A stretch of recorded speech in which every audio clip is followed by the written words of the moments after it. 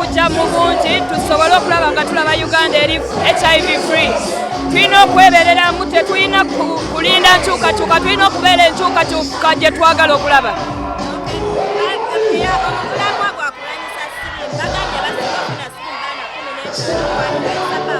Wanti?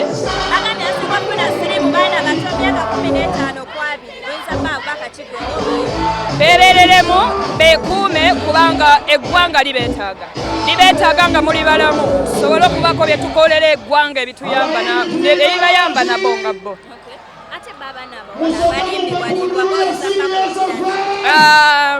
Beesabire kubanga obulimba bwo buli wamu naye era kwebereramu ne banywerera ku kiki balaba ekituufu wekola ekituufu when no one is watching kyenyinza ogamba.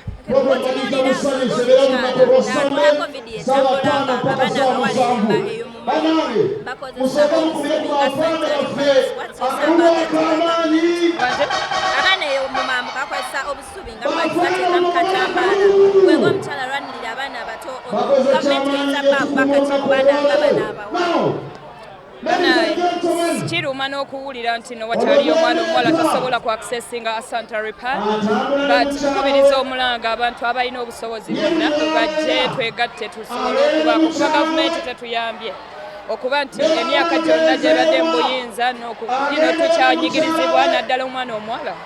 So siyinza kubaako kinene kyenkyogerako than to call on people to come together so that we can make a difference in our own country because we are the change that we want to see.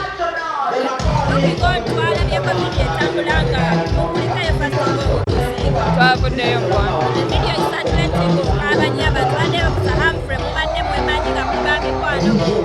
Humphrey yammanya nga sinnaba na kuyimba ng'obantu mwenna aboogera temunnamanya nga sinnalowooza nti ndifuuka na muyimbi. So it is that person. Ate nze it was a double pain kuva mukwano gwange Eke we yafa naliwo mukungubaga naye saasobola kuziika that day because I fell sick. So it was a moment for me to connect back with him and it was a lot. Chali wange sandyagadde mulaba nga yeebase wali. I miss AK so much. So I mean, I let people be who they are. Tetina tekikyusaako.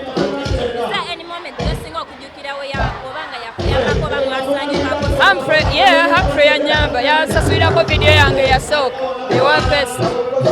So I'm so grateful. Lwakuba nsinze muntu ayanika nnyo ebintu oba ayogera nnyo ku bantu bange. So abantu bali entitled to say whatever they say. Oli mmekete. The first one ng'akyeyiiya gasimanyira oba video zibikwawo ebintu oba babikolawo ebiti but he was a father and Eke naye be bantu abampushinga okwezuula nga babeera nga negwe lwaki toyimba negwe lwaki oyimba like I move with them naye nga nange ngasimanyi. So I really miss the fact that they used to push me and I'm gonna miss them so much because I'll never find other people like them.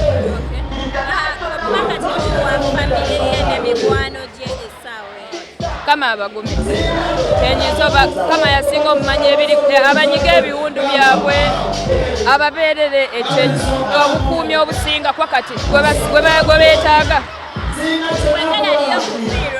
abantu abavayo ne bavuma famire y'omugamba kinaddala Sweetheart, we are living in a sad generation. Toyina kintu kyogenda gamba omuntu ali sad.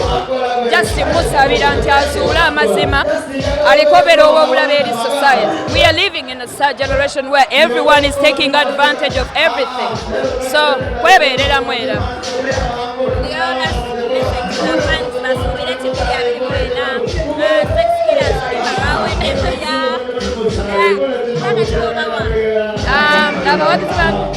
Mwebale nnyo okunjagala, mwebale nakwettanira Kabaka's Run, mwebale kubeera nga mulaze nti mwagala okulaba an HIV free Uganda. Ye mufe enkyuka gye twagala olaba era nga mwebaire ddala okwagala music wange. Oluyimba lwange nwoneraako kwe luli ku YouTube. Go share it and subscribe it with your love.